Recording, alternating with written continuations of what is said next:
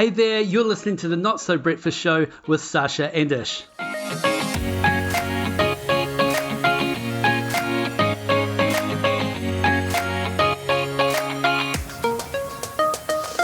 Alright, you're listening to the Not So Breakfast Show, the podcast for leadership and career development, and today we're talking about how to deal with people that monopolise your time. Tips, tricks and techniques to control the parasites. Plus, I'm pretty sure this isn't what it means. Inner tissue, which I can only assume that you're bleeding? I am. Oh. I'm bleeding. So It's the time of the month where I bleed out my hands. And by popular demand, Todd makes a comeback. I love it. And when you've got the cadence, then you have the ability to go, Todd. Plus, I don't even know how we got to this point. If you had a pot on your head, all you're going to see is like stainless steel, and you're not going to see past the pot. But anyway, that's the show. Let's get it.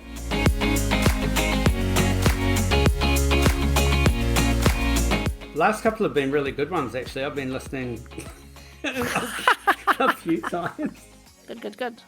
All right, welcome to Not So Breakfast Show today. This is the one about how to deal with people that waste your time, demand your time, parasites, energy vampires, whatever you want to call them. We want to talk about strategies you can put in place to minimize the impact that they have on you and control maybe those situations at work where it just takes up a lot of your time with certain individuals. We're not naming you, Todd. To do a flashback to Todd. But anyway, to help me with discussions about Todd and everything else, Sasha Coburn, where in the world are you today? Today I'm coming live from Otatahi, Christchurch. It is a day. I'm looking out my window and going, wow, it's not actually a very nice day.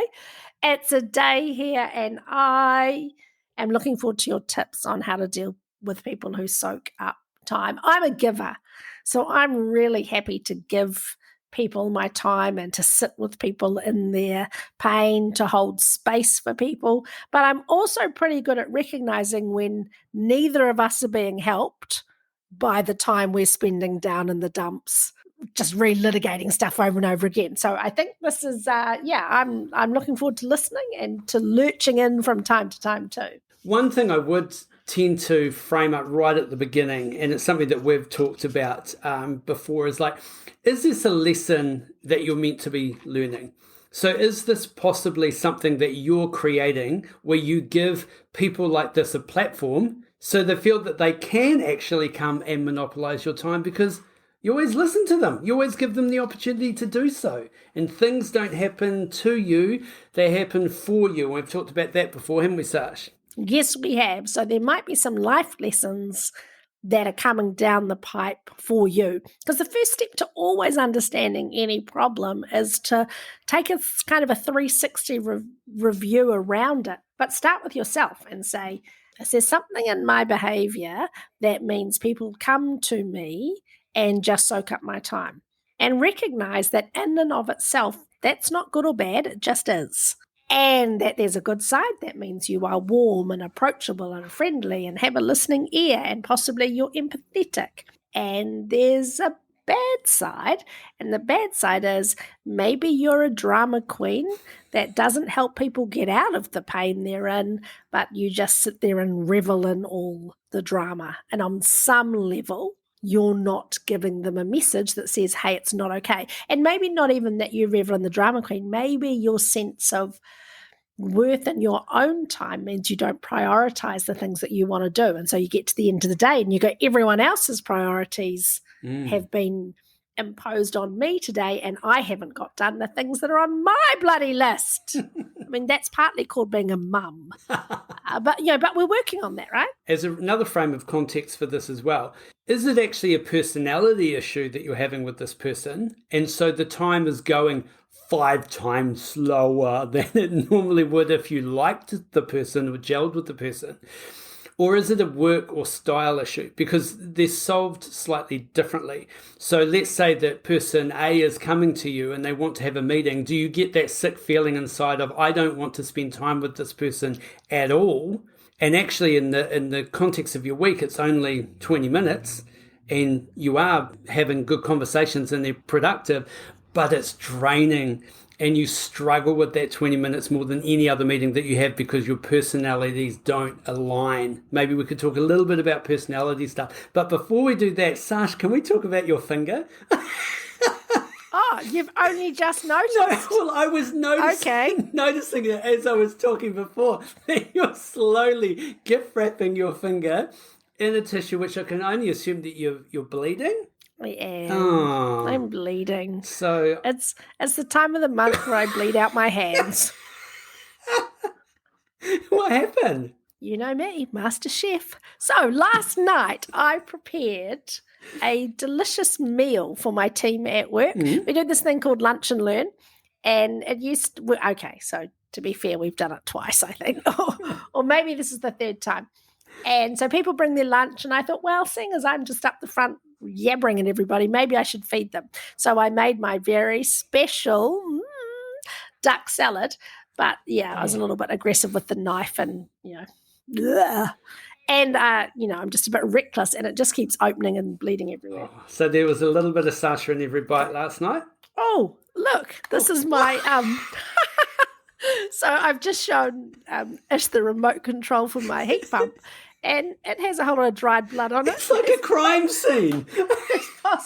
Oh, here's my mug from last night. Blood. No, there's blood everywhere. Sorry to be distracting. Just for the record, if anything happens to Sasha after this podcast, she was alive at the point of recording. I have proof. Well, don't bleed out, because I need you to kind of talk to us a little bit about personality stuff, because you do that really well.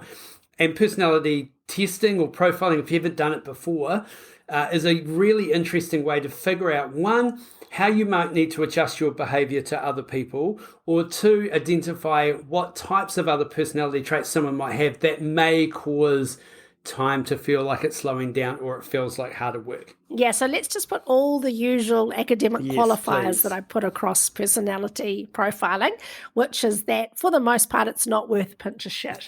Except that every time any one of us goes to have a personality test, we always feel like, well, most of us feel like, oh, they know me. Yeah. And we feel seen. So there are certain traits that it can be useful to understand them. And over the years, you and I have taught a lot of leadership, a lot of how to better understand your team members, how to better understand yourself. And I like to just simplify things right down. So even if it's all psychobabble, come back to these two things. One is, do people like to go fast or slow? Yeah. So in a conversation or in a meeting, is it like wham, bam, boop, boop, ooh, ooh, ooh? Or is it a slow and measured pace and the person just needs to finish what they're saying before you talk? And that's okay too. That's a slower pace. And that doesn't just apply to talking. It applies to thinking and processing. And so that's one kind of axis to think about. Fast, slow, that's one dimension. Mm-hmm. The other one to think about is whether people are essentially extroverted or introverted. Yeah. And I don't mean in terms of the technical definitions, which is how do you recharge? So extroverts recharge by being around people and introverts recharge on their own. I'm not talking about that measure. I'm talking about the measure of, again, how expressive you are. So if you are outwardly lots of expressive, here I go, you know how I feel, you know what I think, I'm cut my finger, wee. You're like that, or you are someone who's much more naturally reserved, and your natural tendency is to sit back and listen. So if you come back to the situation where we feel like some people are soaking up all our time, or they're imposing on us and we don't quite know how to deal with it, what you're challenging us to think about is this just a personality thing?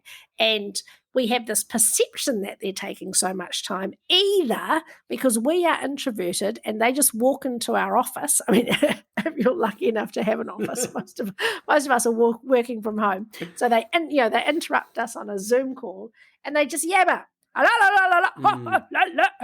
So for you, if you're an introverted person, that just feels like an assault. It's just, it's an onslaught and it's exhausting. So you feel like someone soaked up more of your energy than you are prepared to give them.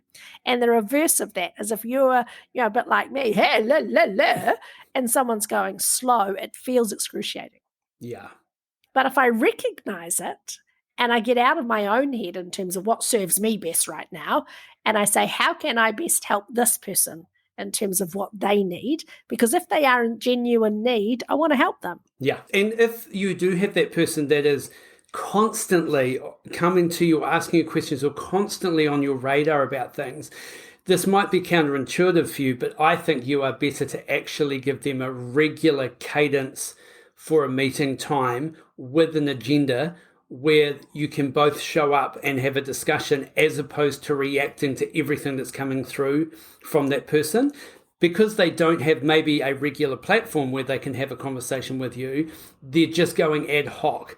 And so what's happening is you're probably getting heightened in your frustration because it's interrupting you on a number of other things, or they're tossing a little hand grenade in that's going to go off and you have to put out that fire, as opposed to if you had a cadence or a regular cadence, maybe a WIP meeting, and we've done, the one about WIP meetings, the one about work in progress meetings before. That could be a way to actually be spending less time with them, but give them a voice and a regular cadence that suits you from a timing perspective. It just makes the meetings and interaction that you have meaningful and purposeful, because they know what's happening, you know what's happening, and you get rid of all those kind of niggly squiggly bits. Yeah. I love it. And when you've got the cadence, then you have the ability to go, Todd, Can this wait? Can we talk about this at our WIP on Thursday, or can we talk about this next week? Now, if they kind of go, oh, no, I can't wait, and then they blurt it out, and you know it, they could have waited, you should call them on that. Say, look, this is an exact example of a topic or an instance that could have waited to our WIP meeting, and I'm not going to solve it now. We're going to talk about it on Thursday. You need to train them into the behavior that you want, or into the cadence that you want. If you just answer it immediately, you're basically giving them permission to come and do it again. So by having the regular WIP, by pushing out, by asking can it wait, by saying we'll pick it up at the meeting, and then having some sort of agenda around it, you are more likely to be able to minimize the amount of time that you're having to spend with that person. We'll be right back. If there was one skill that could double your income, advance your career, and increase your ability to influence, it is the skill of presenting. Whether it's on stage, in the boardroom, or at a job interview, the 30-minute presenter program will help take you to the next level. So check out our Instagram page, click the link in the bio, and get started on the 30-minute presenter program.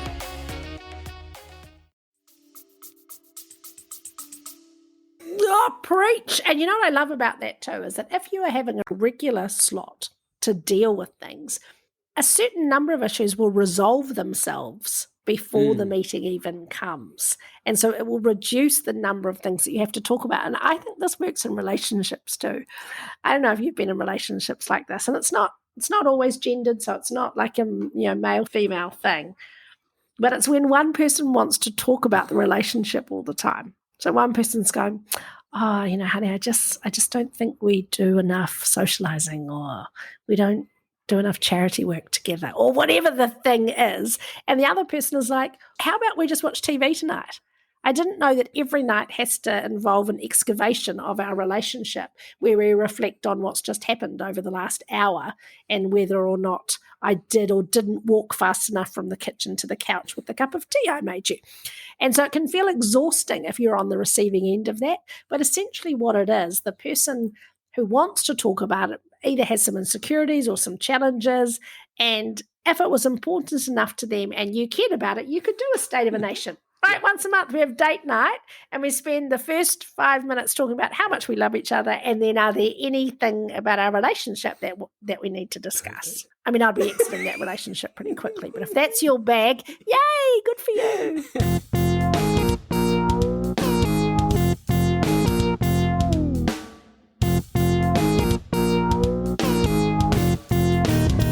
Okay, another way that you can sort of deal with these people is maybe change the vibe of the interaction. So what we often tend to do is we sit down in a room at a desk across from each other, and we try to have this interaction where you're trying to look like you're engaged with this person, you're trying to look like you're listening, you're doing everything. But maybe just saying, look, why don't we meet for a coffee? And some of you might be thinking, yeah, but that's going to be more time. But again, if it was once a fortnight and it was a coffee and you had an agenda and you were working through it, the vibe of where you are makes sometimes the conversation more palatable. It's a little bit easier. It could be, hey, why don't we go for a walk around the block for our meeting, and just a change of environment rather than sitting back in the same way at the same space. And that could come down to the personality piece. If you're very factual and analytical and like the detail, and this person's highly relational and wants to engage and tell you about their weekend and everything like that, you need to control that conversation in a way that works for you, but understand that your way of seeing the world is only your way of seeing the world. If this person actually got to a point where they felt that they had some type of relationship with you, where they got to know you better and you got to know them better, they may not be on your doorstep every 5 minutes because that may satisfy something in the background for them. Something hugely powerful, ironically, when it comes to communication, about setting up scenarios where you don't look at people. It seems counterintuitive, right? But when you are facing forward, you and I both know the incredible conversations that we can have with our teenagers when we're not looking at each other, when we're in the car together and suddenly all these subjects open up. It's exactly the same with colleagues. When you are walking and you don't have the intensity of eyeballing each other, you're just side by side looking at other things around you, the conversation can just flow really naturally. And I think it's a really powerful thing to take the heat out of some of your interactions by looking at something else other than each other. Yeah, that's brilliant. One thing I would state as well when we sometimes have these interactions is don't let them just pass problems or vent to you without action. So this can be sometimes the feeding the monster incident where the person is just either letting you know something that's happening, I'm just letting you know what's going on right now, or they're passing a problem. Everyone's been thinking about this, or everyone's been talking about this, and I feel this is going on. They just end up passing invisible problems to you that then you have to be thinking about. Don't let them do that without some sort of action. So first of all, if they do comment on something, well, if it's their responsibility, what are they going to be doing about it? You don't need to be coming up with every solution. So maybe if they said, oh, look, I think this is an issue right now, you could say, well, I tell you what, why don't you go away, think of the solution and the rationale behind that solution, and at our meeting on Thursday, tell me what you've come up with. And just put it all back on them. Push the problem back and make them do the work, because otherwise you're just sitting there with even more drama, more stress. And if you are the sponge for everybody's problems in your workplace, SpongeBob SquarePants, that's not an ideal, healthy place for you to be in either. There's only so much that you can absorb, and there's only so much that you can allow in. And the risk is that you end up, when somebody comes to you in real need, it's like the boy who cried wolf, you're full and you don't believe them, or you can't respond in the best possible way because you kind of just been overwhelmed with a whole lot of other crap that's not as important. I was thinking about what you were saying about there's these different views of the world. And maybe it's because I cooked last night and that's a reasonably rare thing. But imagine an exercise where we were trying to explain what paradigms are. So how, your paradigm is your worldview, the way that you see the world, the lens through which you make sense of what's happening around you. Imagine if we opened like a couple of big kitchen drawers and everybody had to get out some kind of big vessel and you have to put it over your head. So they're big vessels, right? And then you say, describe what you see. And if you had a colander on your head, you'd be able to see like little bits of the outside world, little bits of light, right? If you had a pot on your head, all you're going to see is like stainless steel, and you're not going to see past the pot. If what you get is a big glass bowl on your head, then you're going to be able to see right through. And I think it's useful to remind ourselves that everybody's wearing a different bloody bowl on their head when it comes to different situations. Some people simply cannot see because their paradigm is a pot. And part of our role as leaders is to help people get to the stage where it's glass bowls that they're wearing. And sometimes those glass bowls are slightly pink, Arkarock, sometimes they're crystal clear. Just acknowledging that people aren't wrong about stuff. They just need help seeing a fresh perspective. Pot head. Now she's got a pot on her head. Okay, I'm going to take a photo of that, Sash, because you've got your pot on your head and you've got your finger. Oh, hang on. Okay, that's great. Yeah. Awesome. So another thing you might be doing is giving airtime or giving a voice to someone that is just a squeaky wheel. And we all know the thing, the squeaky wheel gets the grease. So I'm not talking about the fact there's something wrong and you need to listen to that. I'm talking about the fact that it's like the person is a complainer. They tend to just voice everything. And as a result, we end up giving them lots of opportunity to do so and spending lots of time. Whereas actually some of the other people in our business or in your business may be quieter and less maintenance, but have more important things going on, and we're not giving them the time. We're spending it all in the wrong area. So I'm really about limiting the amount of time that you spend with those people and shortening the time and not giving them a lot of breath and airtime. Time is finite. Invest it wisely. Another opportunity for you is to actually highlight to them that they waste your time. Now, you may want to do some playing around with the wording. You think? That.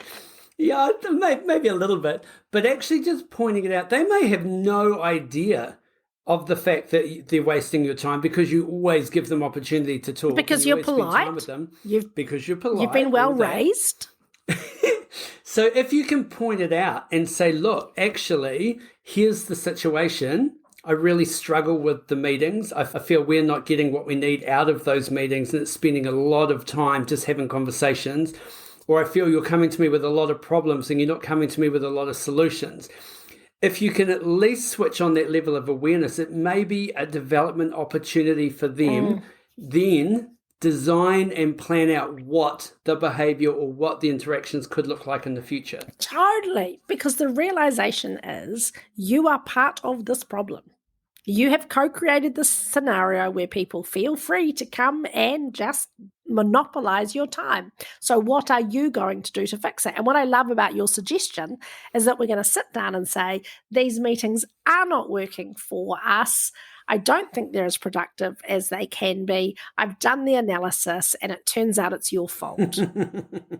No!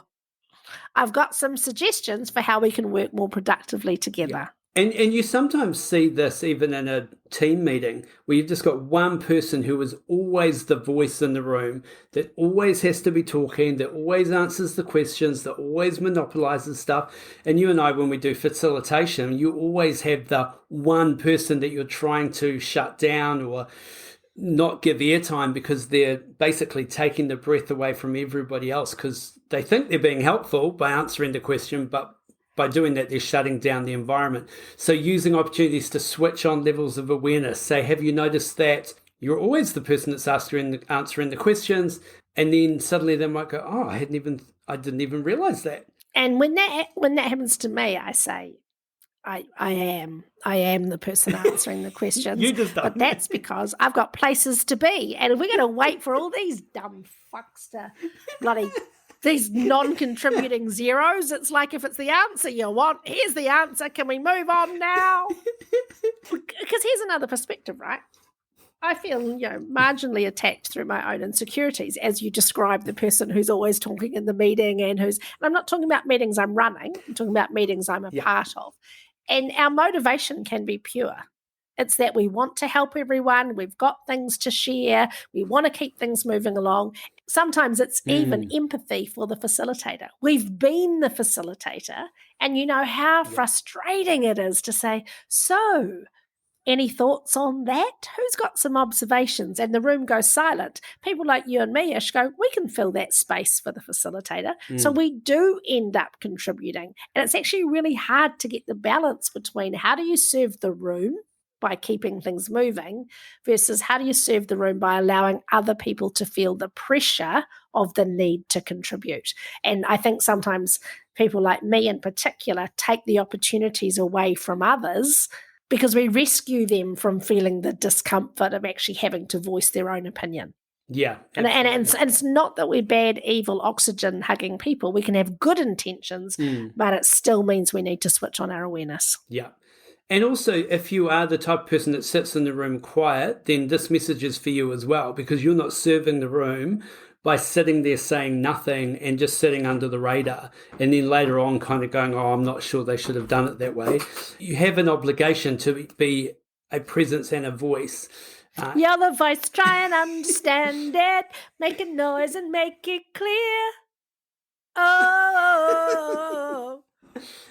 And so... Whoa!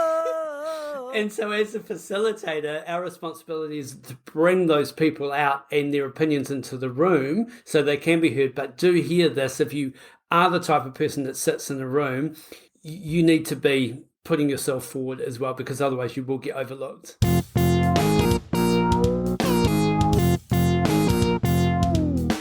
Lastly, don't respond to their emails and their contact requests immediately. Oh, it sounds like we're saying ghost them. Yeah, I'm saying ghost for a small period of time. If you are really reactive to texts, to emails, to DMs, however they're reaching out, and you're immediately coming back, well, they're going to respond again. So all of a sudden you end up with this snowball effect.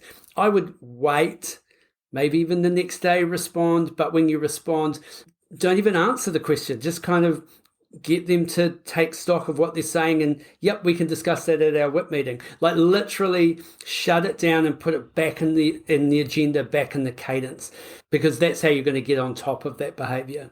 I think this is amazing advice that feels a little Dr. Evil. Don't answer the question they asked. I love it. Don't. Because the reason I'm laughing is because there's somebody in my life who I won't name, Chris, who does this all the time. I'll not all the time, but I'll text and I'll go, hi babe, and there'll be a question in there. And it might be quite a long text. And he comes back and he says, this is like if I'm in Christchurch and he's in Hamilton. All good here, babe. See you Friday. Oh. Now I realise he's waiting until our WIP on Friday. He's just delaying, and it might even be a copy and paste. Genius. Okay, so hopefully there you've got some strategies, some tactics around controlling people that are monopolizing your time or draining your time. First of all, think about, is there a lesson here for you? Then think about, is there a lesson there for them? Is this just a personality clash? Is this a work style clash? And then think about those strategies that we put in place, but regular time, agendas, shorter meetings, changing the environment. Don't let them pass on problems or opinions without action. And then make sure that you're also not responding to stuff immediately as well. Just ghost them, just a little ghosting, light ghosting, 20% ghosting. Okay. I think it's probably the first time ever on the Not So Breakfast show that we have a split opinion here. So to be clear, Ash's advice is ghost them a little bit. My advice is just go them. Not like ghost, just like a little G. Because I absolutely agree that if you respond super quick, you're setting yourself up for failure. I don't know that I could wait the whole 24-hour period, though. You're really good, though, because you just go, okay, we've got a 40-second meeting. What do you want to say to me? You are much better at this stuff than me, so I bow down and I will try and get a little bit tougher. Maybe I'm hypersensitive to the whole ghosting thing because I experienced my own personal crisis on Sunday. It is a very first world crisis. Yeah. And I said to a friend, I wouldn't wish this on my worst enemy. And then I realized, no, this is exactly what I would wish on my worst enemy. And I think if you're thinking of how to be evil in your thought life about your nemesis, wish them this. I was without my phone for almost 24 hours. I left it behind, and was it stolen? I don't know. When I was at Mount Hutt. So I went snowboarding. Yay, beautiful day. Got those old lady legs up the mountain. Oh, I went a bit faster than I'd been in Queenstown and it hurt my bottom a little bit. I can't sit in certain positions now from where I fell over, bruised my tailbone. But by golly, 49 and still up there, smashing out the very slow turns on my snowboard, left my phone behind. I'm like, that's cool. Nothing's a problem. It's not cool. I felt like if someone had said to me, I'll cut your foot off now and you can have your phone back, I'd have thought really hard about it. And so it was a really good learning for me about just how addicted I am to being accessible. I don't drive anywhere without calling someone now, so I had these long drives to do. I couldn't pay with anything. I couldn't get my fuel. So long story short, it's horrible, but because it's resolvable, it's what we want our enemies to suffer. They get their phone back after 24 hours, and also as soon as they put a phone into like your hand or your finger, I am there. Put the chip in, I'm ready to go. They reckon that's the better way to confiscate technology from your kids is don't confiscate the phone, confiscate the charger, because then it's a nice cruel demise. As it slowly goes down. Oh, wow. Yeah. Did you? Because I saw that post out where you put it out on social media and cast it out to the universe, and hopefully someone was going up there to get it. Is that what happened? Yeah, the universe provided. So someone I know in Hamilton, their cousin was up the mountain. She went and claimed it from lost property and took it to another friend who I then yeah, amazing. The universe provides after the nasty fucking universe had taken away.